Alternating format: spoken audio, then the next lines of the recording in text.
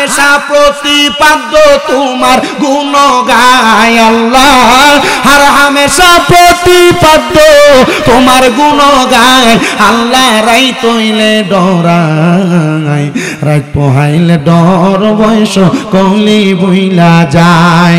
দিনে রাইতে তোমার বান্দার কলবে যেন পায় আল্লাহ, দিনে রাইতে তোমার বান্দার কলবে যেন পায় আল্লাহ। রাইত হইলে ডরাই, রাত পোহাইলে ডর বয়স কলি বইলা যায়। মুসলমান হুজুর, আমার ছেলে আমার পায়ে ধরে বলতেছে আমি মা একটা বিবাহ করছি, আপনারে আমি জানাই নাই। ও মা, আমার মনটা বিয়াটা করার পরে আর শান্তি লাগে না। মা ডাক দিয়া কই পুত্রে, তুই আমার একটা মাত্র পুত, তোর দিকে তাকাই আমি আমার জীবন যৌবন শেষ করছি, তুই বিবাহ করছো এটা ভালো কথা, ঠিক আছে তুই তোর বউ নিয়ে বাড়িতে আসিস। ছেলের মা ডাক দিয়া কই হুজুর, আমার সন্তানটা বউ নিয়ে বাড়িতে আসছে, একটানা 2 মাস বউ বাপের বাড়ি তো যায় নাই, 2.5 মাস পরে ওই বউটা বাবার বাড়িতে চলে গেছে।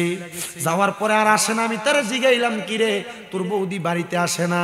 আমার উত্তর দেয় মা আমার স্ত্রী বলছে উনি আর এখানে আসবে না, উনি নাকি সেই জায়গার মধ্যে থাকবে। হুজুর, কয়েক সপ্তাহ পরে আমার ছেলেটা আর বাড়িতেও আসে না। আমি একদিন বাজারে তারে দেখা, চাষারা বাজার নাম হলে কাটাম, আমি বাজারে দেখা আমি তারা জিগাইলাম সন্তান তুই যে আমার কাছে আইস না, তে আমার লগে কথা কইতে লাগছে। আমি দেখছি বোরকা পরে একটা মাইয়া তার দিকে চোখ গড়াই দেওয়ার কারণে সে আমার দিক থেকে মুখটা ফিরিয়ে নিয়ে গেছে। হুজুর, আসরের নামাজের পরবর্তী সময়ে আমার পুত্রা বাড়িতে আমার পাটি দৌড়া দৌড়া মাপ চাইতাছে। ও মা, তুমি আমারে মাফ করে দিও গো মা, আমি তোমার কাছে এসে দেখা সাক্ষাৎ করতে পারি না। বলে কেন রে? মা তোমার বউ বলছে আমি যদি তোমার কাছে আসি, তোমার সাথে দেখা সাক্ষাৎ করি, সে আমার কোটে নারী নির্যাতনের মামলা দিয়ে আমার কোটের ভাত খাওয়াইবো, জেলের ভাত খাওয়াইবো, এই জন্য মা আমি তোমার কাছে আসি না। হাইরে সন্তানের দোষ, কত পরিবার এমন জাহান্নাম হয়ে রইছে তোমার বউয়ের কারণে। মনে রাখবারে, একটা বউ যদি বালা হয় তার পরিবারটা জান্নাত হয়, একটা ছেলের বউ যদি বদ হয় ওই পুরাটা পরিবার জাহান্নাম হয়ে যায়। আমি বলবো রে পর্দার অন্তরালের মা, তোমার পাউডির মধ্যে ধরে কই তুমি তোমার মা বাপরে যেই চোখে দেখো, তোমরা শ্বশুর শাশুড়ির সেই চোখে দেখো। এ শ্বশুর শাশুড়িরা তোমরা তোমাদের মাইয়াদেরকে যেই চোখে দেখো, তোমরা ছেলের বউডির এই চোখে দেখো। কারণ কি জানো, তুমি যদি তোমার শ্বশুর শাশুড়ির সাথে একটা সুন্দর আচরণ দেখাও, তাইলে তোমার মা বাবার সাথে আল্লাহ তাআলা এমন আচরণওয়ালা একটা ব্যক্তির ব্যবস্থা করে দিব। হায়রে ও লগরির বাবারা, ও পর্দার অন্তরালের মা বোনেরা, ও সোশ্যাল মিডিয়ার মাধ্যমে দেখনেওয়ালা দেশ বিদেশের প্রবাসী ভাই বাবারা, একটু অন্তরের কানটা লাগায় বয়ানটা শ্রবণ করার চেষ্টা করেন। ওই মহিলা ডাক দিয়া কয় হুজুর, আমি আমার পুত্রারে কইলাম রে পুত, আমি তোর কাছে তোর টাকা চাই না, পয়সা চাই না, আমি যে কোম্পানিতে চাকরি করি আমি মাসে 12-14 হাজার টাকা বেতন পাই, প্রয়োজনে তুই আমার বাড়িতে থাক, তোর বউ আমারে খাওয়ানো লাগতো না, আমি আমার নিজের রান্না নিজের রান্না খামো, শুধু তুই আমার সামনে থাকবি, আমি যেন ঘুম থেকে উইটা তুই ফুতের মুখটা একবার দেখি, আমি ঘুমাইতে যাওয়ার আগে তুই ফুতের মুখটা একবার দেখি, তোর টাকা ইনকামের টাকা আমার লাগতো না, তুই আমার চোখের সামনে থাকলে আমি মা আর কলজাটা শান্তি। আমার কাছে কথাটা বইলা মহিলাটা কান্দা দিতে রে। আমি চিন্তা করলাম মহিলাটার সন্তানের সুখের জন্য কোথাও বিয়ে বসে নাই, মহিলাটা সন্তানের দিকে তাকে মানুষের বাড়িতে বাড়িতে কাম করছে, পোলা না বইলা বিয়া করছে, মহিলাটা মাইনা নিছে, পোলাটা দুনিয়ার জমিনে বউয়ের কাছে থাকছে, সন্তানের মাইনা নিছে, কিন্তু মা জননী সর্বশেষ যখন দেখতে পোলা দেখা করতে আসে না, মা কইছে রে সন্তান, আমি তোর কাছে তোর কামাই টাকা চাই না রে, আমি তোর কাছে তোর ইনকামের টাকা চাই না, আমার ইনকামের টাকা তুই অর্ধেক নিয়ে যাস, তবু আমি মারে তোর চেহারাটা দেখায়। একবার মোহাব্বতের আওয়াজে পড়ি আলহামদুলিল্লাহ। আমার ভাইরা বাবারা বন্ধুরা, গভীর মনোযোগ দিয়ে বয়ানের ধারাবাহিকতা রক্ষা করে আমার বয়ানটা শ্রবণ করার চেষ্টা করবেন। আল্লাহ শুকরিয়া আদায় করলে কেমন লাভ হয় আমি আপনাদেরকে বোঝানোর চেষ্টা করতেছি। রাসূল কিবরিয়া মুহাম্মদ মুস্তাফা আহমদ মুস্তাফা সাল্লাল্লাহু আলাইহি ওয়াসাল্লাম নবী আমার বলে উম্মত, দুনিয়ার জমিনের মধ্যে কোন বান্দা যদি আল্লাহ তাআলা শুকরিয়া আদায় করে, আমার আল্লাহ তাআলা ওই বান্দার শুকরিয়ার কারণে বান্দাকে 10টা নিয়ামত প্রদান করে।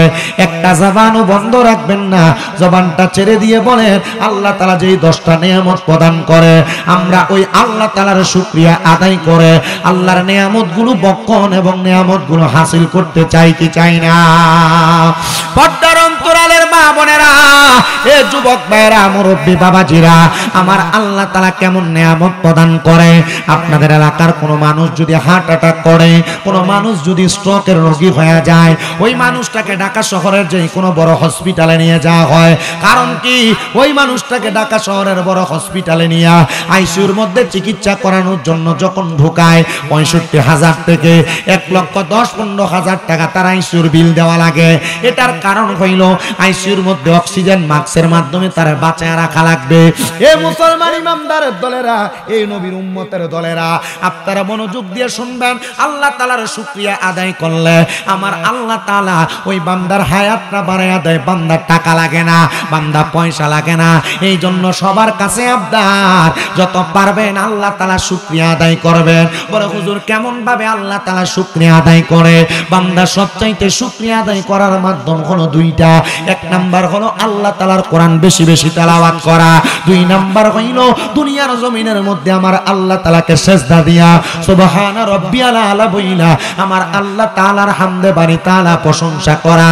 আমার নবী বলে 1 নাম্বার হইল বান্দার হায়াতটা বাড়ায়া দেওয়া হয়। 2 নাম্বার বান্দা যখন আল্লাহ তাআলার শুকরিয়া আদায় করে আমার আল্লাহ পাক রব্বুল আলামিন ওই বান্দার হায়াত বাড়ানোর পরে ওই বান্দা যদি অভাবের মধ্যে থাকে আমার আল্লাহ পাক রব্বুল আলামিন ওই বান্দার অভাব অনটনগুলো দূর করে দেয়।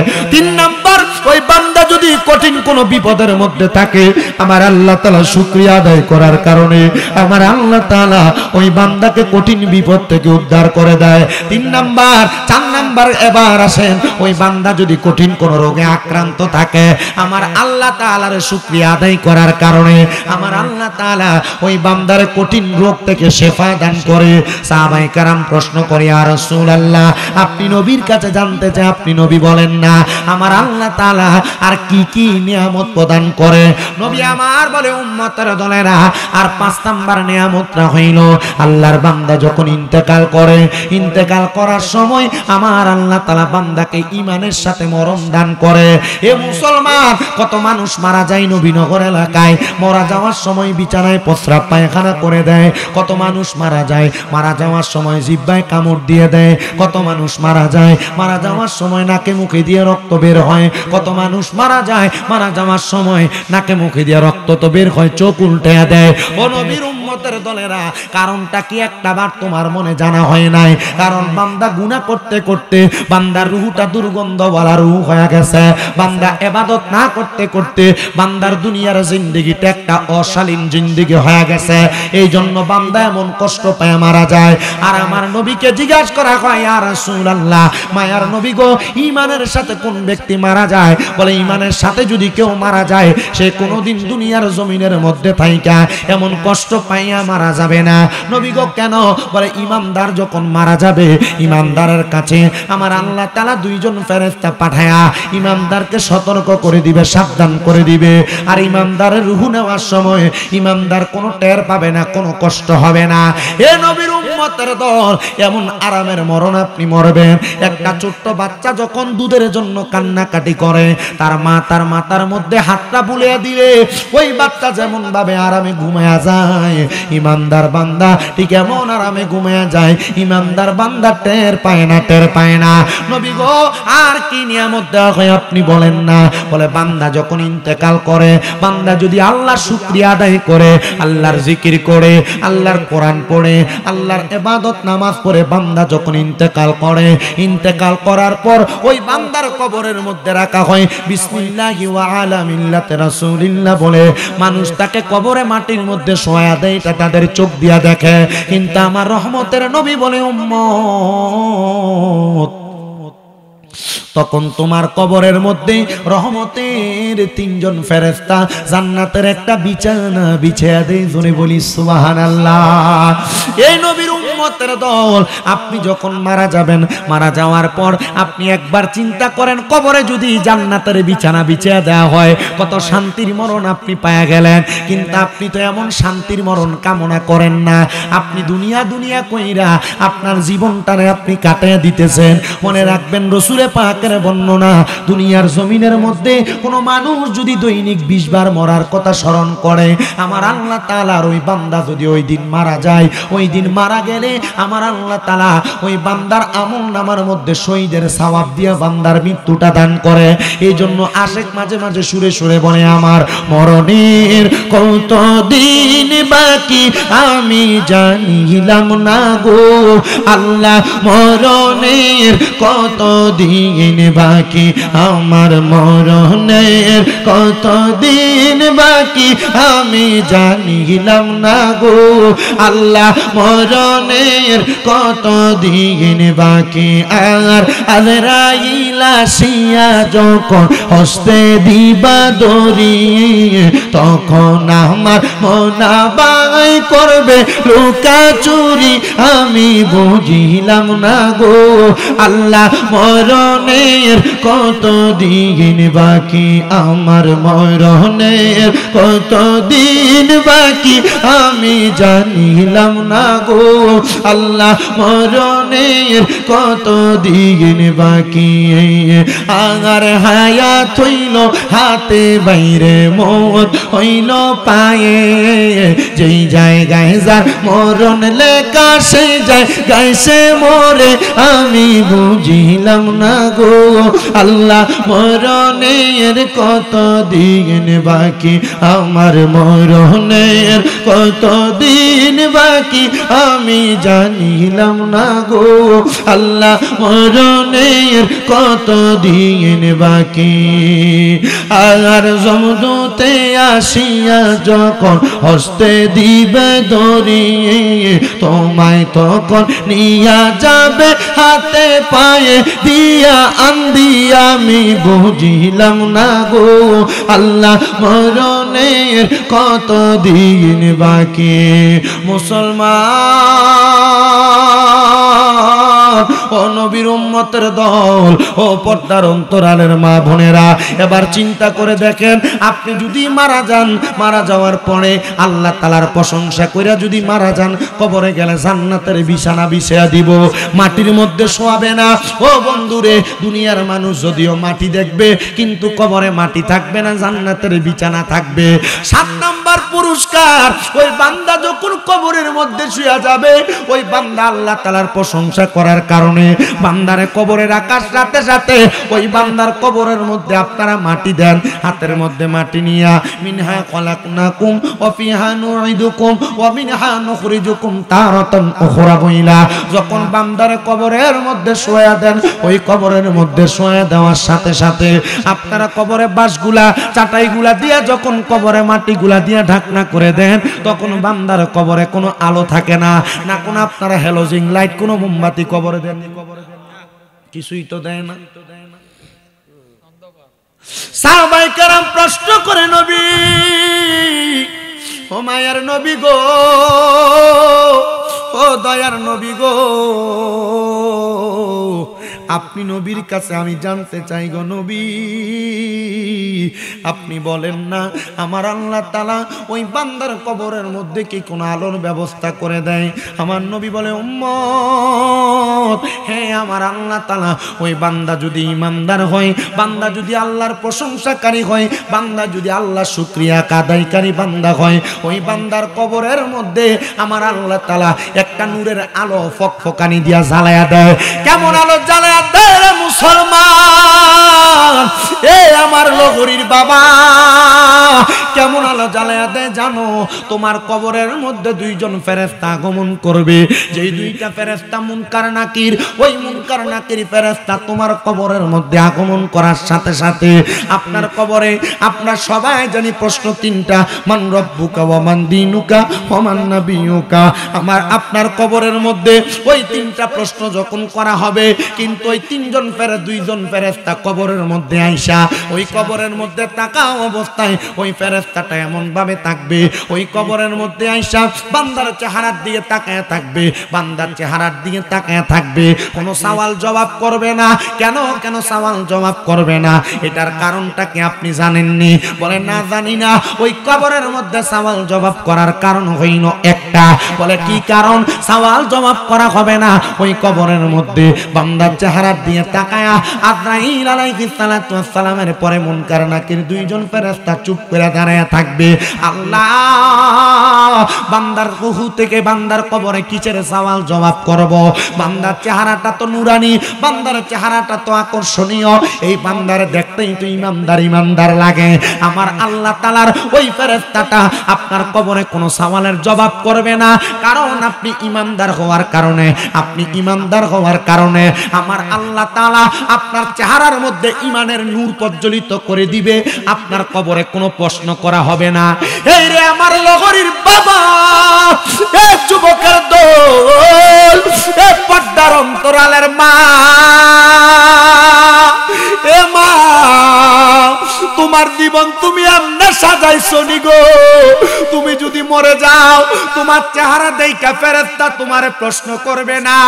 এ আব্বুজিরা তুমি যদি মারা যাও, মারা যাওয়ার পরে কবরে তোমার ফেরেশতারা প্রশ্ন করবে না। এমন জীবন তো তুমি সাজাইতে পারো নাই, এমন জীবন তো তুমি গঠন করতে পারো নাই। হাইরে কবরে গেলে কেমনে তুমি আমার আল্লাহ তাআলার সামনে মুখটা দেখাইবা? তোমার এই চেহারার মধ্যে এমন ভাবে পাকড়াও করা হবে, ইন্না বাতশা রাব্বিকা লাশাদীদ, আল্লাহর ধরা শক্ত ধরা, এমন ভাবে ধরবে তোমার শরীরের চামড়াগুলা টাস টাস করে টেনে টেনে ছিঁড়ে ফেলা হবে, শরীরের প্রত্যেকটা অঙ্গ প্রত্যঙ্গের গিরাগুলা ছিঁড়ে ফেলা হবে। মা সাবধান ব্যাপারটা চলতে, সাবধান স্বামীর আদেশ অমান্য করতে, পুরুষ মানুষ সাবধান দুনিয়ার জমিনের মধ্যে হারাম খাইতে। যদি কবরের মধ্যে যাইয়া আল্লাহ তাআলার প্রশান্তি, আল্লাহ তাআলার প্রশান্তি পাইতে চাও, তাইলে তোমরা জান্নাতের নেয়ামত ভক্ষণ করতে চাইলে দুনিয়ার জমিনে আল্লাহর শুকর গুজারকারী বান্দা হয়ে যাও। কিন্তু তুমি শুকর গুজারকারী বান্দা হইতে পারো নাই, কারণ শুকর গুজার করবা কেমনে? শুকর গুজার করো, হারাম খানো খাও, শুকর গুজার করো, সুদ খাও, শুকর গুজার করো, পরের হক মাইরা খাও, শুকর গুজার করো, মানুষের সম্পদ দখল করে খাও, শুকর গুজার করো, নামাজও পড়ো, গান বাজনা নিয়ে ব্যস্ত থাকো, শুকর গুজারও করো, তুমি বেহায়াপনার মধ্যে লিপ্ত। আল্লাহর কসম এই বান্দাদেরকে মুনাফিকের মতো এমন শাস্তি দেওয়া হবে, বান্দার পাগুলার মধ্যে আগুনের গরম গরম শিকল লাগায়া, হাতগুলার মধ্যে আগুনের গরম গরম শিকল লাগায়া বান্দারে শুধু টান দেওয়া হবে। যেই কান দিয়া গান বাজনা শুনেছো, এই কানগুলার মধ্যে সীসা গরম করে করে ঢাইলা দেওয়া হবে। যেই কান দিয়া তুমি গান বাজনা শুনেছো, ওই কানগুলার মধ্যে সীসা গরম করে করে ঢেলে দেওয়া হবে। না রে মুসলমান, তোমার কাছে আমার আবদার হইল, যদি তুমি বাঁচতে চাও, যেই জিহ্বা দিয়া তুমি মিথ্যা কথা বলেছো, এই জিহ্বাটার মধ্যে তোমার আগুনের গরম শিক লাগে, তোমার জিহ্বাটা টানা হবে, আগুনের কেচি দিয়া কাটা হবে। একবার কি চিন্তা করো না ওই কবরের কঠিন আযাবের কথা? আল্লাহ পাক রব্বুল আলামিন তোমার কাছে জানতে চায়, এমন আযাব কি তোমার বান্দাকে দেওয়া হবে? বলে হ্যাঁ হ্যাঁ, বান্দা যদি জানে এই কাজটা গুনার কাজ, বান্দা যদি জানে এই কাজটা হারাম কাজ, বান্দা যদি জানে এই কাজটা বদ কাজ, এই কাজগুলার কারণে বান্দারে কঠিন লাঞ্ছনা বঞ্চনা দেওয়া হবে। ও আল্লাহ, ইমানদার হয়ে মরতে চাই, যেন ফেরেশতা আমার চেহারা দেইখা চিনে ফেলে। বলে হ্যাঁ হ্যাঁ বান্দা, তোমার চেহারা দেইখা চিনবো কেমনে? তোমার উপরের মুখোশ একরকম, ভিতরের মুখোশ আরেক রকম। তুমি মানুষের সাথে এমনে সালাম দিয়ে কথা বলো, কিন্তু মানুষের অন্তরের মধ্যে তোমার বড় শয়তানি, বড় মুনাফিকি। চা দোকানে বইসা, গানের আড্ডায় বইসা, জুয়ার আড্ডায় বইসা, যেই কোনো জায়গায় মজলিসে বইসা একজন আরেকজনের ব্যাপারে সমালোচনা করো। এ পর্দার অন্তরালের মা, এই কি কারণটা আপনাদের মাঝে বেশি পাওয়া যায়? বলে কি, একজনের একটা ছোট্ট কথা পাইলে এই কথা আরেকজনের কাছে লাগান গো মা, সাবধানতা অবলম্বন করেন গো মা। এমন কথা, এই কথার কথা এই জায়গার কথা ওই জায়গায়, একজনের কথা আরেকজনের কাছে, একজনের দোষ আরেকজনের কাছে বর্ণনা করার কারণে অন্ধকার কবরের মধ্যে আপনার জিহ্বাটা এমন ভাবে কাটা হবে আগুনের কেচি দিয়ে, আপনি বড় কষ্ট পাবেন। একবার না, দুইবার না, তিনবার না, আপনার জিহ্বা কাটার পরে জোড়া লাগে, আবার করা হবে, আবার শাস্তি দেওয়া হবে, আবার শাস্তি দেওয়া হবে। নবী গেদের শাস্তি কি শেষ হবে না? কয় না না না, ফি নারি জাহান্নাম খালিদিনা ফিহা, ওই জাহান্নামের মধ্যে বান্দা চিরস্থায়ী বাসিন্দা হইয়া থাকবে। ও আল্লাহ, এখন তো আমরা মরণের কথা কোয়া শুই না স্মরণ করলাম, কিন্তু আমরা যখন মারা যাব, আমরা যখন মারার কথা স্মরণ হইল, কিন্তু আল্লাহ ওয়াজের পরে দিন যখন হয়ে যায়, আমরার কাছে আর ভালো লাগে না, আমরার কাছে খারাপ লাগে, আমরার কাছে দুনিয়ার রং তামাশা গুলা ভালো লাগে না। রে মুসলমান না, দুনিয়াতে রাত্রবেলা ওয়াজ মাহফিল শুই না পাগল পারা হইয়া যাইবা।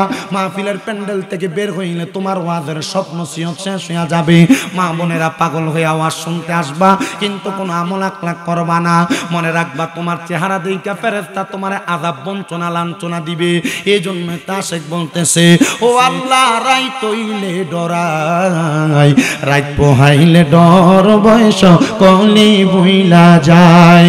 দিনে রাইতে তোমার বান্দার কলবে যেন পাই আল্লাহ, দিনে রাইতে তোমার বান্দার কলবে যেন পাই আল্লাহ। রাইত হইলে ডরাই, রাত পোহাইলে ডর, বয়স কলি বুইলা যায়। আমি সৃষ্টি তুমি স্রষ্টা, আমার কিবা সাধ্য, যখন তখন উইরা যাইতে জীবের জীবন বাধ্য। আমি সৃষ্টি তুমি স্রষ্টা, আমার কিবা সাধ্য, যখন তখন উইরা যাইতে জীবের জীবন বাধ্য। আর হামেশা প্রতিপাদ্য তোমার গুণ গায় আল্লাহ, আর হামেশা প্রতিপাদ্য তোমার গুণ গায় আল্লাহ। রাইত হইলে ডরাই, রাত পোহাইলে ডর, বয়স কলি বুইলা যায়। দিনে রাইতে তোমার বান্দার কলবে যেন পায় আল্লাহ, দিনে রাইতে তোমার বান্দার কলবে যেন পায় আল্লাহ। রাইত হইলে ডরাই, রাত পোহাইলে ডর, বয়স কলি বুইলা যায়। মুসলমান,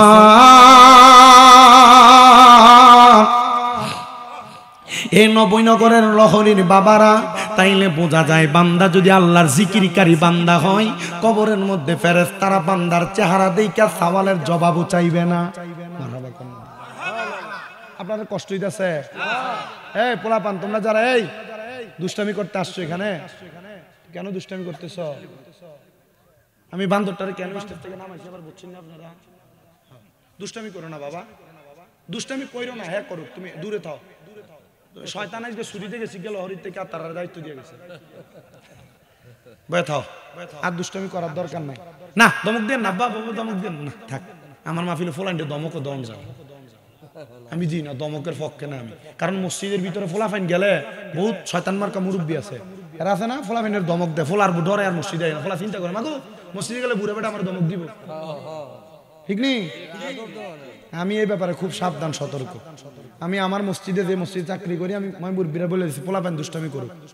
আরে মক্কা নগরী এবং মদিনা শরীফে, আমি মদিনা শরীফে বাবে জিব্রাইলের পাশে দেখছি বাচ্চা পোলাপাইন মক্কার মদিনার এই বাচ্চারা খেলাধুলা করতেছে, হুজুরা পড়াইতেছে, যার মন চাই শুয়ে রয়েছে, কেউ বইয়া রয়েছে, হুজুরা যারা পড়তেছে এরা পড়তেছে। মদিনা শরীফে আমি এমনও দেখছি যে মদিনা শরীফের শিক্ষক পড়াইতেছে একটা বাচ্চারে, কতক্ষণ কোরআন পড়ছে, পড়ে আর ভাল লাগে না, কোরআন শরীফটা বন্ধ করছে, কইরা বুকটার উপরে লইয়া ফাঁটার উপরে ফাঁটা তুলে আর আমরা লাড়াছাড়া করতেছে। মারাবাদী কর নাম না, মক্কা মদিনা ফোলাফেন আর আমরা ফোলাই না। আমরা যে বেডিয়াত ফোলাফেন যে জন্ম দিতেছে, এই বেডিয়াত ফোলাফেন গর্বের ভিতরে লইয়া বেডি মোবাইলের ভিতরে টিকটক দিছে। অনফল এটা জন্মের পরে এটা ভাত দোক আর দুধ দোক এটা আর খায় না, এটা যখন টিকটকটা লাগাই দেখ এবার ঠিক আছে, এরা আর ভাতও লাগে না, কথা কেন কেন তখন আর ভাত লাগে না। আরে মা, আপনাদের কাছে আমার আবদার, আপনার সন্তান গাউসে পাকের মতো বড় আল্লাহর ওলি হবে, আপনার সন্তান খাজা গরিবে নওয়াজের মতো বড় আল্লাহর ওলি হবে। গাউসে পাক যেমন ভাবে মার গর্ভ থেকে 18 পারা কোরআন মুখস্থ করে আসছে, আপনার সন্তান এমন হবে। কারণ আপনি তো আপনার ফুতেরে গর্বে নিয়া, জিয়েরে গর্বে নিয়ে কোরআন পড়েন না, আপনি মোবাইলে টিকটক চান। আমরা ঠিক কর না কেন? হ্যাঁ, আমরা বুঝি আমরা ঠিক কেন কর না। বাইরে গেলে না ধরবো তোমার গলার আওয়াজ তো ওনা গেছে। আপনার কি কষ্ট হইতেছে? কোনো বক্তা পছন্দ হইছে না? আর কোন রকম হইছে? আমি ওয়াজ করি কম, যতক্ষণ আছে আপনার হলেও তো 1 ঘন্টার উপরে হয়ে গেছে গা। হ্যাঁ 1 ঘন্টা গেছে। আপনি বক্তা চিনেন না তো, আমি যে ওয়াজ ধরছি, আমি যে মজা লাগাইছি, 1 ঘন্টা আপনার কোন দিয়ে দেবে আপনি টেরো হইতেন না। আমি যে একটা ওয়াজ করছি, কোনো বাড়তি কথা কইছি? আমার ওয়াজের সিস্টেম এইটা। আপনি ওয়াজ শুনলে অল্প করে শোনেন, হুদা হুদি কান সুপ করে সারা রাত পর্যন্ত ওয়াজ হই না, বাদ যে হজর নামাজ নাই। এই কথা কন না কা, এ ওয়াজের নামাজ নেই তো। আমি হে বক্তা না, আমি কইছি আল্লাহর শুকরিয়া আদায় করে। আমার কইছে মা বাবার ওয়াজ করতাম, আমার ওয়াজ এই ধারাবাহিকতা টানতাছি। আমি আপনাদের কাছে প্রধান বক্তা আসার আগ পর্যন্ত ওয়াজ কইরাম, যতক্ষণ করতে পারি। আপনারা আছেন না? তোমরা যারা এখানে আসো বাচ্চারা, আল্লাহর রাস্তে তুমি যে শুইছো এখানে একটু দুষ্টামি করো না। তোমরা তো বাচ্চাদেরকে, তোমরা যে ছোট আছো তোমাদের এগুলারে পাহারা দিবা, যেন কথা না বলে ইশারা দিবা, যেন দুষ্টামি না করে। আল্লাহ আমাদেরকে তৌফিক এবং সহি সমঝ দান করুন, আমিন করেন। আপনাদের দোয়ায় আমার 6টা মাদ্রাসা। কয়টা? আমার 6টা মাদ্রাসা। আমার 1170 জন পোলাপান আমার মাদ্রাসা। আমি বাচ্চা কন্ট্রোল করে অভ্যাস। আমি মাদ্রাসায় ঢুকছি, ওই পুরো মাদ্রাসা ঠান্ডা, আমি মারা লাগে না। আমার মাদ্রাসা আমি মারা লাগে না। একটা মাদ্রাসা কুমিল্লা তাহফিজুল কোরআন ইন্টারন্যাশনাল হিফজ মাদ্রাসা, নূরপুর চৌমনি চকবাজারের পাশে। এই মাদ্রাসায় বহুত বিদেশির পোলাপান দিয়া রাখছে আমার কাছে। হুজুর আমার কিচ্ছু দরকার নাই, আমার ফোলার আপনার মাদ্রাসায় পড়াইবেন, আমার ফুতরা যেন আমি মরিয়া গেলে আমার জানাজাটা হবে, আমি বাপের আর কিচ্ছু চাই, দোয়াটা করতে পারি। এডে চাই। আমি কইলাম যে তো ঠিক আছে দিয়ে মু, অসুবিধা কি? এই অল্প কয়দিন আগে লোকের বাবা মারা গেছে।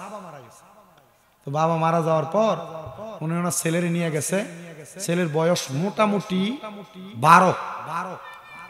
এখন এর মসজিদের ইমাম সাহেব চিন্তা করলো যদি এ ফোলা জানাজা দেয়, আমার হাদিয়াটা শেষ। কথা ঠিক আছে না? তো বাচ্চার আত্মীয় স্বজনরা কইছে যে দাদার ওসিয়তা ছিল বাচ্চা জানাজা পড়াইল। আমি তো মাহফিল থেকে গেছি, তো আমি আর যাইতে পারিনি। আমি গেছি জানাজার ঠিক আগদা দিয়া। ইমাম সাহেব বলে গেছে না এর দূরে ফলা কি জানাজা পড়াইব, এটা জানাজা পড়ানোর মাসালা এটার উপরে পড়ে না, এটা ফাটতো না। আমি তো কইলাম হুজুর জানাজা পড়ানোর যে শর্ত এটার ভিতরে আসেনি হুজুর। হুজুরে মোসরা মসজিদ স্বামী রেজা না মোসরা মসজিদ দিতেছে। বললাম ফোলা জানাজা পড়াইব। ফোলার বাপে ও বিদেশ আছে তো, ওই নানা নানি আদর করে মাদ্রাসায় দিচ্ছে।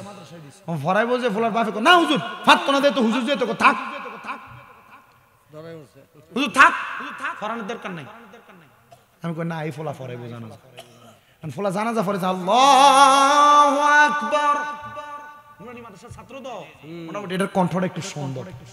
তে জানাজা পড়ে আসার পরে তার বাপ আইছে, কাঁদতাছে আমার কাছে। আমি বুঝছি না আমার ফুটে ফলাইতে পারবো, মানে এই ফোলা দে যোগ্য হয়ে বসে রয়েছে বাপে জানে। 36 বছরে কারোর কেনাগি ফুটে না, আবার 6 মাসের কালের দয়াল পাইছে 16 আনার দয়াল পাইছে 16 আনা। দয়াল জোর করিয়া দিবে তোরে, জোর করিয়া দিবে তোরে ববের যত প্রেম জ্বালা, কেউ বুঝিতে পারে না রে মাবুদ মাওলার খেলা, আরে পীর মুর্শিদের খেলা। একটা জবান বন্ধ নাই, জবানটা খুলে জোরে জোরে কোন আল্লাহু আকবার। আপনারা দোয়াই, আমি ছোট মানুষ, আমার চেয়ারটা আমার লাগে ওই শোনে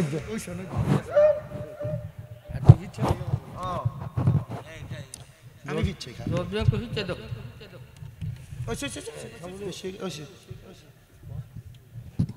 সবাই জোরে কোন মারহাবা। তাহলে আমি যেই কথা বলতেছিলাম আল্লাহ শুকরিয়া আদায় করলে কবরে প্রশ্ন কি করবনি?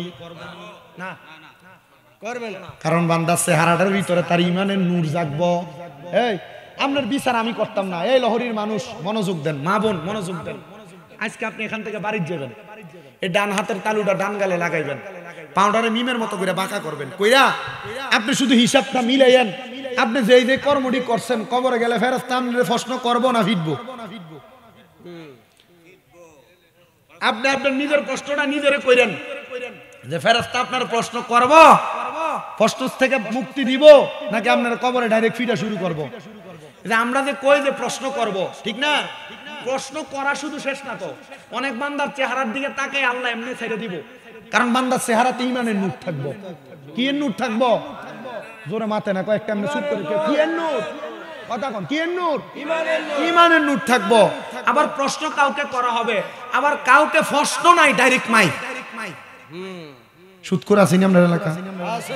ঘুষখোর, পরের হক মাই রাখা আছে না? এমন সুদখোর ঘুষখোর, এডিরে ডাইরেক্ট মারবো, এমন ফিটা ফিটবো।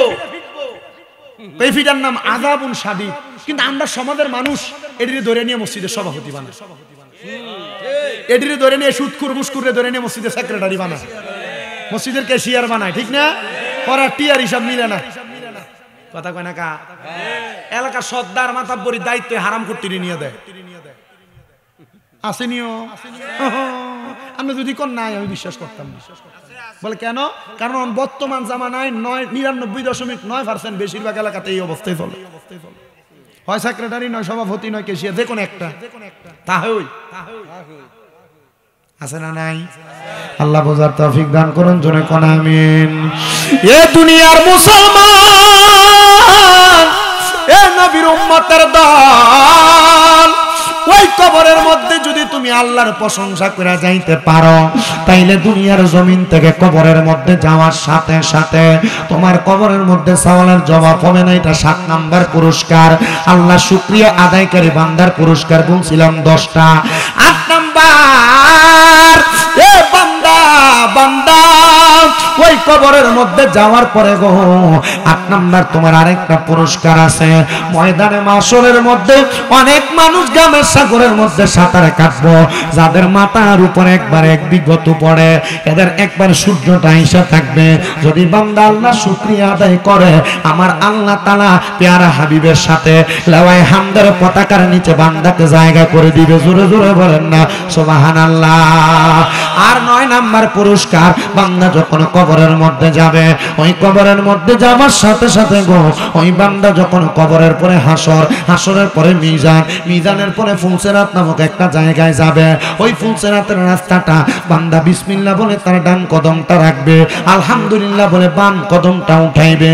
তখন বান্দা তাকায় দেখবে বান্দা ডান কদম এবং বাম কদম দিয়া বান্দা জান এই ফুলসেরাতটা পাড়ি দিয়া ফালাইছে। আর 10 নাম্বার পুরস্কার, বান্দারে বলা হবে, বান্দা তোমার 10 নম্বর পুরস্কার, ফাদাখালাল জান্নাতা, বান্দা জান্নাতের মধ্যে প্রবেশ করো।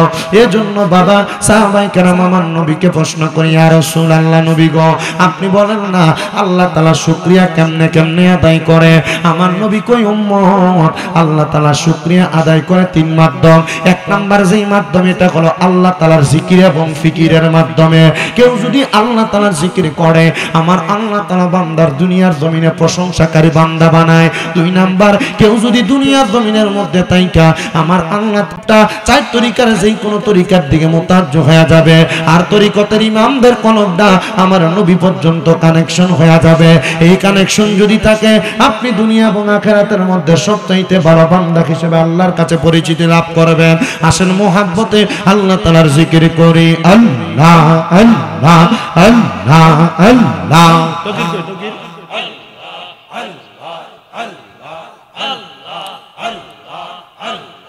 আল্লাহ আল্লাহ আল্লাহ, জিকির করো জিকির করো জিকির করো মুমিন গণ, জিকিরেতে মাওলা রাজি আর রাজি নবী গণ। মাশাআল্লাহ, আল্লাহ আল্লাহ, জিকির করো জিকির করো জিকির করো মুমিন গণ, জিকির করো মুমিন গণ জিকিরেতে মওলা রাজি আর রাজি নবী গণ মারহাবা আল্লাহ আল্লাহ আল্লাহ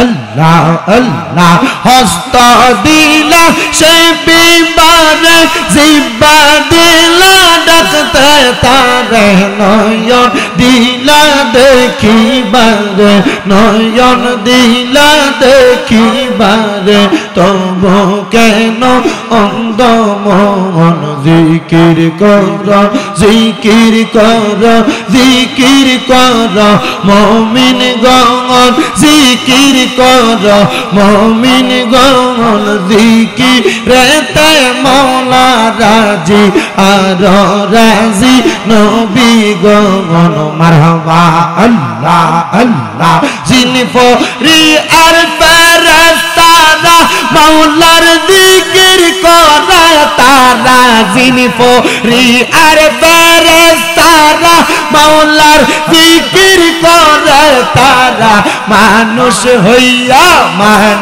হইয়া তোমরা কেন মওলার জিকির করো না মারহাবা আল্লাহ জবানটা খুইলা আল্লাহ এটাকে শরম নাই আল্লাহ হাবিবুল্লাহ আমরার চোখের মনি মক্কি মাদানি রাসূলুল্লাহ আমরার চোখের মনি মারহাবা আল্লাহ আল্লাহ রাসূলুল্লাহ আমরার চোখের মনি মক্কি মাদানি হাবিবুল্লাহ আমরার চোখের মনি মারহাবা আল্লাহ আল্লাহ যদি হয় তোর মনের টান দৌড় মুর্শিদ বাবা জান আল্লাহ রাসূল পাইবা দিবা রাগাতে মারহাবা আল্লাহ আল্লাহ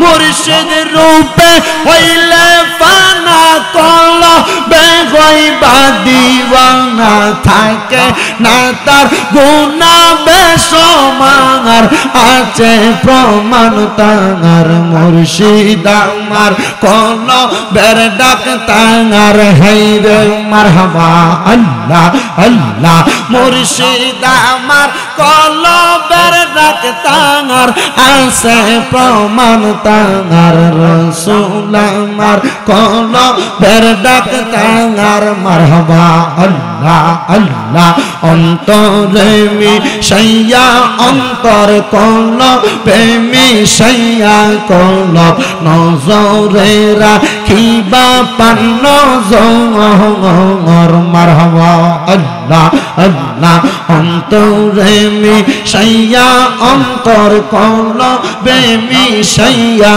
কলব রাখ নজর নজরে তাহার পাইতে চাইলে মাওলার দিদার দর মুর্শিদ কেবলার চরণ পাইবা তুমি দুনিয়া কবরে পাইলে তাহারে ভয় থাকে না দুনিয়া হাসরে হায়রে মুর্শিদ পাইলে দুনিয়া হাসরে থাকে না জগতে মুর্শিদ পাইলে দুনিয়া হাসরে মারহাবা আল্লাহ আল্লাহ আল্লাহ আল্লাহ আমরা চরণে চরণ রাখি না মুর্শিদের চরণে আমরা কলবে কলব মিলাই না মুর্শিদের কলবে হায় কষ্ট পাই যদি পানো মুর্শিদ তাহার অন্তরে মারহাবা আল্লাহ আল্লাহ আল্লাহ লা ইলাহা ইল্লাল্লাহ মুহাম্মাদুর রাসূলুল্লাহ সাল্লাল্লাহু আলাইহি ওয়াসাল্লাম। আমার মুসলমান ইমানদার, আমি আমার খুতবার প্রারম্ভিকার মধ্যে একটা আয়াতে কারিমা তেলাওয়াত করেছি, যে আয়াতে কারিমার মধ্যে আমার আল্লাহ তাআলা ঘোষণা করেছে, বান্দা ওয়াবুদুল্লাহ, তোমরা আল্লাহর ইবাদত করো, ওয়ালা তুশরিকু বিহি শাইআ, তোমরা আল্লাহর সঙ্গে কোনো কিছুর মধ্যে শিরিক করবা না, ওয়া বিল ওয়ালিদাইনি ইহসানা, তোমরা তোমাদের মা বাবার প্রতি ইহসান করো। হে মুসলমান ইমানদার, হে নবীর উম্মতের দলেরা, আপনি যে আপনার সন্তান যে আপনার প্রতি ইহসান করবে, আপনি আপনার সন্তানের প্রতি ইহসান করেন কিনা আপনাদেরকে আগে সেই জিনিসটা জানতে হবে। আপনারা একটা স্বাভাবিক উদাহরণ বোঝার চেষ্টা করেন। আমার হাতের মধ্যে একটা প্যাকেট দেখতেছেন, যেই প্যাকেটটা টিস্যুর প্যাকেট, এই টিস্যুর প্যাকেটটা বাজার থেকে যদি ক্রয় করা লাগে, এই টিস্যুর প্যাকেটটার দাম হলো 75 টাকা। আমি যদি দোকানদারকে 75 টাকা দেই, 75 টাকার বিনিময়ে আমার দোকানদার টিস্যুর প্যাকেটটা দিবে। আর যদি আমি পয়সা না দিয়া, টাকা না দিয়া আমি টিস্যুর প্যাকেটটা নিয়ে চলে আসি, তাইলে বাজারের মধ্যে আমার চোর কইয়া পিটাইব, কথা কন্যা ঠিক কিনা? ও নবীর উম্মতের দল, আপনার সন্তান যে আপনি বৃদ্ধ হওয়ার পর, আপনি বয়স্ক হওয়ার পর আপনারে খাওয়াইব, আপনারে পড়াইব, আপনার মা বাবা হিসাবে সম্মান দিব। আপনি সন্তান যে জন্ম দিলেন, আপনি আপনার সন্তানরে কোনো কিছু দেওয়া লাগবে, নচেত আপনার সন্তান আপনারে খাওয়াইতো না, নচেত আপনার সন্তান আপনারে পড়াইতো না। আপনার মনে প্রশ্ন, হুজুর আমি আমার সন্তানরে জায়গা জমির কথা নি বলেন, টাকা পয়সার কথা নি বলেন, ক্ষেত পাথরের বাড়ি ঘরে জায়গার কথা নি বলেন, না রে মুসলমান, না। একটা সন্তানকে জায়গা জমি দিলে সন্তান খাওয়াবে না। মা বাপ সন্তান জন্ম দেওয়ার পর ওই মা বাবার উপরে সন্তানের উপর 6টা দায়িত্ব আছে। ওই 6টা দায়িত্ব যদি আপনি বাবা আপনি মা সুন্দর করে পালন করেন, তাইলে ওই সন্তানটা আপনি বাবা মারে এমন দায়িত্বগুলা পালন করে দেয়া যাবে। হুজুর কোন দায়িত্ব পালন করব? আল্লাহর নবী আমার বলে, দুনিয়াতে সন্তান জন্ম দেওয়ার পর একটা মা বাবা সর্বপ্রথম সন্তানের ডান কানে আজান, বাম কানের মধ্যে একামত দিবে। এটা হলো মা বাবার 1 নাম্বার দায়িত্ব। 2 নাম্বার দায়িত্ব, 7 দিনের মাথায় ওই সন্তানের মাথার চুলগুলা মুন্ডেয়া দিবে, কামায়া দিবে। তাইলে ওই সন্তানের চুলগুলা মুন্ডেয়া কামায়া দেওয়া মা বাবার দায়িত্ব। 3 নাম্বার দায়িত্ব, ওই সন্তান যখন জন্ম নিবে সন্তানের 7 দিনের মাথায় একটা সুন্দর নাম রাখবে, এটা হলো মা বাবার দায়িত্ব। 4 নাম্বার দায়িত্ব, সন্তানের মা বাপ যদি স্বাবলম্বী হয় ওই সন্তানের নামে আকিকা প্রদান করবে। ছেলে হইতে 2টা ছাগল, মেয়ে হইলে 1টা ছাগল। আর 5 নাম্বার দায়িত্ব, যখন সন্তান জন্মগ্রহণ করবে, সন্তান জন্মগ্রহণ করার পরে ওই সন্তানের মা বাবা সন্তানের 5-7 বছর বয়স হইলে সন্তানকে নামাজের আদেশ দিবে, আর 10 বছর থেকে নামাজের জন্য প্রহার করবে। আর 6 নাম্বার দায়িত্ব, ওই সন্তান জন্ম দেওয়ার পর মা বাবা সন্তানটাকে আল্লাহর কোরআন শিক্ষা দিবে। যদি কোনো মা বাবা তার সন্তানকে আল্লাহর কোরআন না শিক্ষা দেয়, কাল ফুলসে রাতের পরে সন্তানকে বলা হবে আল্লাহর কোরআন তেলাওয়াত করার জন্য, সন্তান তখন বলবে আমার মা বাবা আমারে কোরআন শিখায় নাই, আমার কিন্ডারগার্টেন স্কুলে পড়াইছে। ওই সন্তানের মা বাপরে ডাক দেওয়া হবে, এই সন্তানের মা বাবা তুমি কেন তোমার সন্তানকে কোরআন শিখাও নাই? সন্তানের মা বাবা বলবে দুনিয়ার ব্যস্ততার কারণে শিখাইতে পারি নাই। সন্তানের বাবা বলবে বাড়িতে থাকি নাই, প্রবাসে থাকার কারণে, ব্যবসার কাজে ঢাকা শহরে চট্টগ্রামে থাকার কারণে আমি আমার সন্তানটারে কোরআন শিখাইতে পারি নাই। তখন সন্তানের বাবাটারে নিয়া ফুলসে রাতের এই পারে তার পা গুলা বাইন্দা দিবে, ওই পারে তার হাত গুলা বাইন্দা দিবে।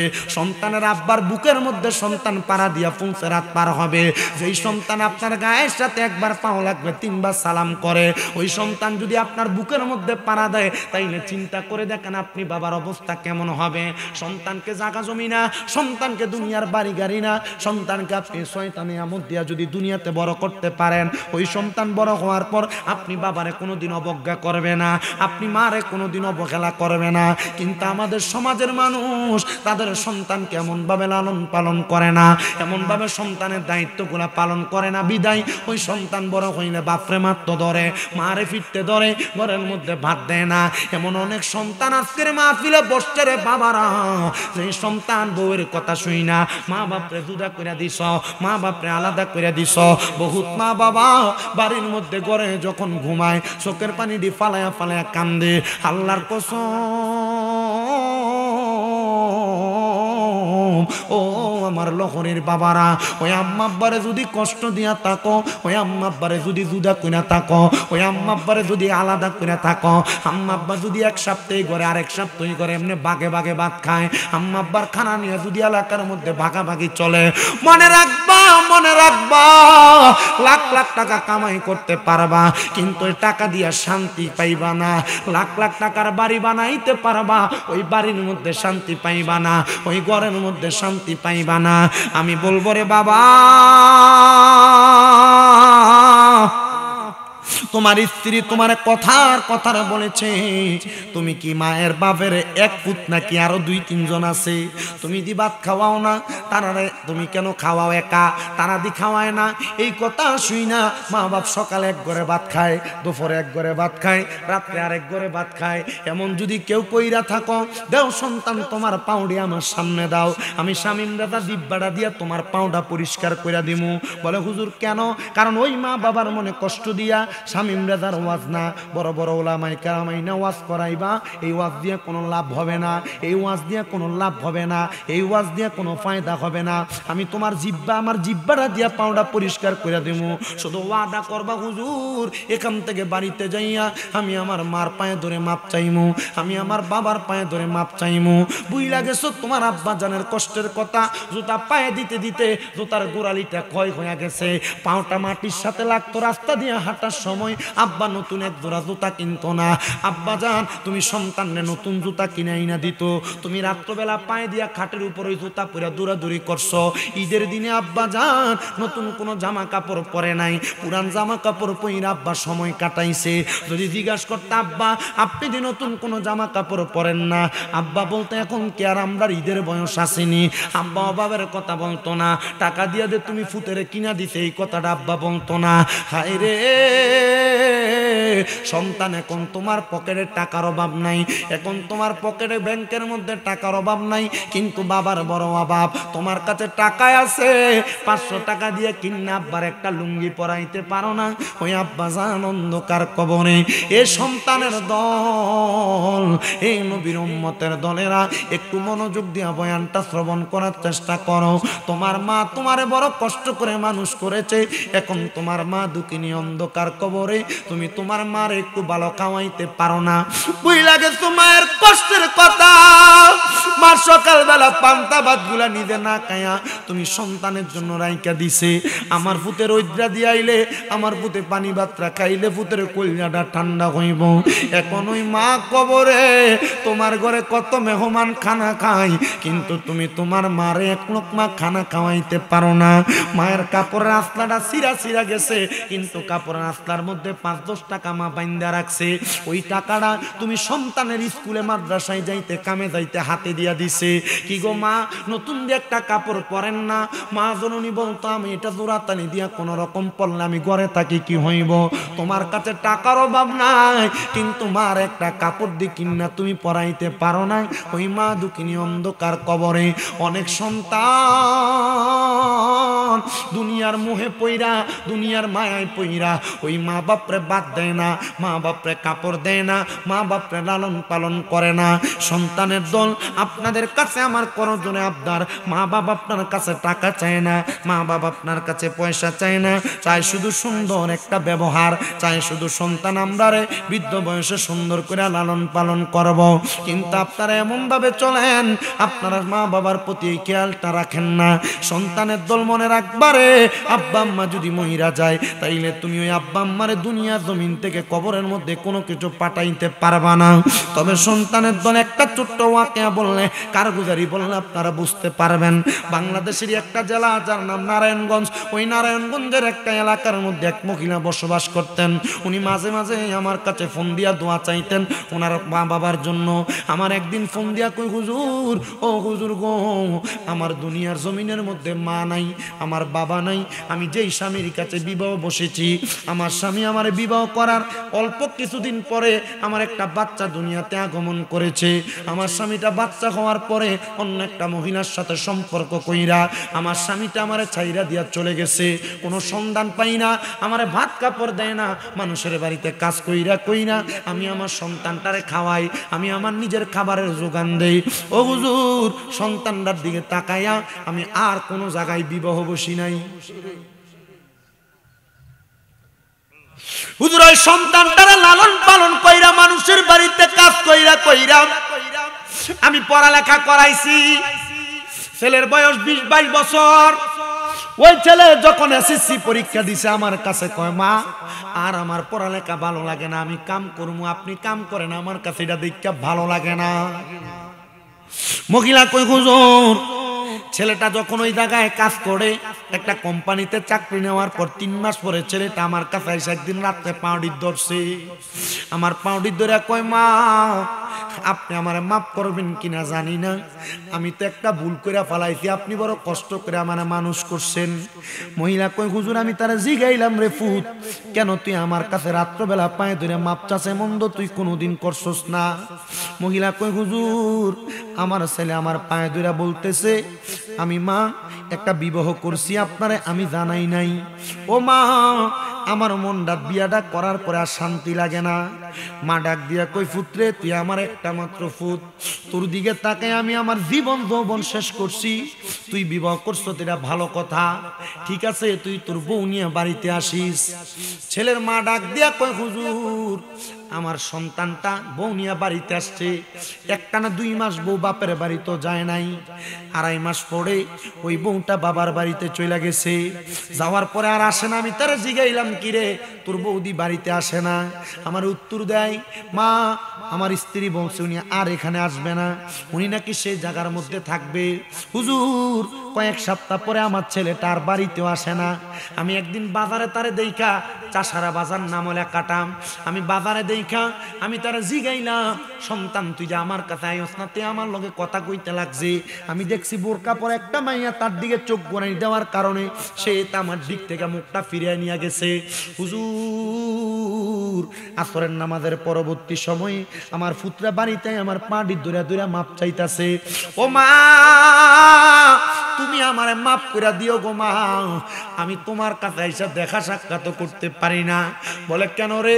মা তোমার বউ বলছে আমি যদি তোমার কাছে আসি, তোমার সাথে দেখা সাক্ষাৎ করি, সে আমারে কোর্টে নারী নির্যাতনের মামলা দিয়ে আমারে কোর্টের ভাত খাওয়াইবো, জেলের ভাত খাওয়াইবো, এই জন্য মা আমি তোমার কাছে আসি না। হাইরে সন্তানের দোষ, কত পরিবার এমন জাহান্নাম হয়ে রয়েছে তোমার বউয়ের কারণে।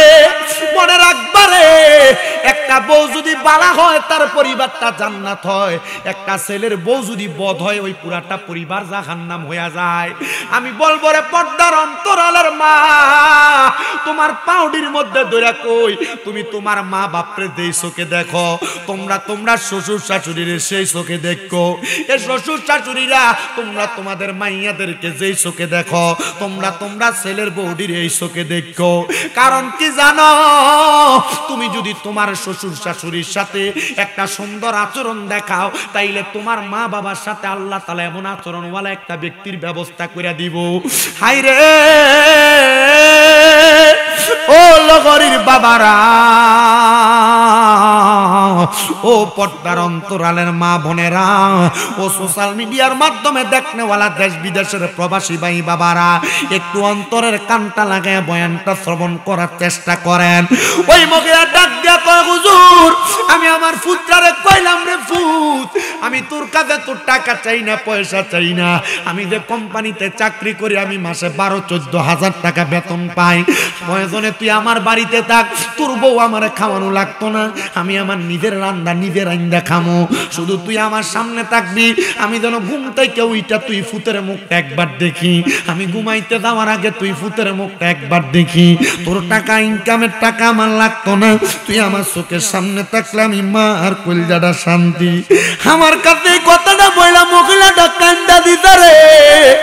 আমি চিন্তা করলাম মহিলাটার সন্তানের সুখের জন্য কোথাও বিয়ে বসে নাই, মহিলাটা সন্তানের দিকে তাকে মানুষের বাড়িতে বাড়িতে কাম করছে, পোলা না বইলা বিয়া করছে, মহিলাটা মাইনা নিছে, পোলাটা দুনিয়ার জমিনে বউয়ের কাছে থাকছে, সন্তানের মাইনা নিছে, কিন্তু মা জননী সর্বশেষ যখন দেখতে পোলা দেখা করতে আসে না, মা কইছে রে সন্তান আমি তোর কাছে তোর কামার টাকা চাই না রে, আমি তোর কাছে তোর ইনকামের টাকা চাই না, আমার ইনকামের টাকা তুই অর্ধেক নিয়ে যাস, তবু আমি মারে তোর চেহারাটা দেখাই। জানেননি মা বাপ তার দাদুমণির চেহারাটা দেখলে তার আর কলজাটা ঠান্ডা হইয়া যায়। হায় রে কত সন্তান জানি এমন মা বাবারে কষ্ট দিয়া রাখছে, কত সন্তান জানি এমন মা বাবারে বাদ দেয় না, কত সন্তান জানি এমন মা বাবার লগে খায় না, জুদা খায়। দেরে পাগল তোর পাও আমার সামনে দে, আমি তোর পাউডি তোরা মাপ চাই রে আব্বা। ওই আম্মা আব্বারে কষ্ট দিয়া ওয়াজ শুনবা, নামাজ পড়বা, মক্কা মদিনা যাইবা, লাভ হইতো না, লাভ হইতো না। কিন্তু অনেক সন্তানের কাছে আমি আবদার করি কোনদিন অন্যায় করো আর না করো, আম্মা আব্বার পাউডি ধরে ধরে মাপ চাইবা। বলে হুজুর আম্মা আব্বার পায়ে ধরে মাপ চামু দূরের কথা, আমি তো দুই ঈদের সময় মা বাবার পাশে আমি সালামই করি না। আইরে সন্তান আজকের মাহফিল কবুল হবে কি হবে না এটার গ্যারান্টি কেউ দিতে পারবে না, তবে আমি শামীম দাদা একটা গ্যারান্টি তোমরারে দিয়া যায়, একটা গ্যারান্টি তোমরারে দিয়া যায়। আগামীকালকে যদি শোনো লহরি অথবা কালগড়ার বাজারে বৈশা কোনো মুরব্বী কয় হ্যাঁ আমার ফুতে কোনোদিন আমার লগে কোনো অন্যায় করে নাই, তবুও শামীম দাদার ওয়াজটা শুই না বাড়িতে যাইয়া আমার পায়ে ধরে মাপ চাইছে, আমি আমার ফুতের দিকে তাকাইছি, আমার ফুতে আমার পায়ে ধরে কান্দে, বলে হুজুর অন্যায় করছি না, মাপ চাইতাম কেন? আব্বা মাপ চাইবা কেন? এই কথা তুমি চিন্তা করতেছো? আমি তোমার কাছে আবদার জানাই, আম্মা আব্বার পায়ে ধরলে তোমার দাম কমে না, সম্মান কমে না। আম্মা আব্বার পাউডির মধ্যে ধরবা, ধরে যতক্ষণ পর্যন্ত মুখ দিয়া বলছে মাফ করে দিছি, ততক্ষণ পর্যন্ত মা বাবার পাও তুমি চাইরো না। যদি শোনো রে মা বাবা তোমারে মাফ করে দিছে, মনে করবা তোমার দুনিয়া সফল, আখিরাত সফল। সন্তানের দল হে লহরীর বাবাজিরা, কিন্তু অনেক সন্তান তো চিন্তা করে হুজুর যারার বাড়িতে মা আছে তারা বাড়িতে যাইয়া মার পায়ে ধরে মাপ চাইব, যাদের বাড়িতে আব্বা আছে তারা বাড়িতে যাইয়া আব্বার পায়ে ধরে মাপ চাইব। হুজুর আমার তো আব্বা নাই, আমি কার পায়ে ধরে মাপ চাইব? এ সন্তান ওই আব্বা জান বুঝি তোমার অন্ধকার কবরে বড় কষ্ট করে তোমারে মানুষের মতো মানুষ বানাইছে, কিন্তু এমন আব্বা জান আজকে অন্ধকার কবরে। জানো না আব্বা জান কবরে কেমন আছে? ভালোবাসি তোমায় বাবা বুকটা যে যাইছি রে, তোমার কথা হৃদয় মাঝে পড়ছে বারে বারে। বাবা তুমি কেমন আছো ছোট মাটির ঘরে, তোমার কথা হৃদয় মাঝে পড়ছে বারে বারে। বাবা গো ও বাবা, বাবা গো বাবা, ভালোবাসি তোমায় বাবা বুকটা যে যাইছি রে, তোমার কথা হৃদয় মাঝে পড়ছে বারে বারে। বাবা গো ও বাবা, বাবা গো ও বাবা।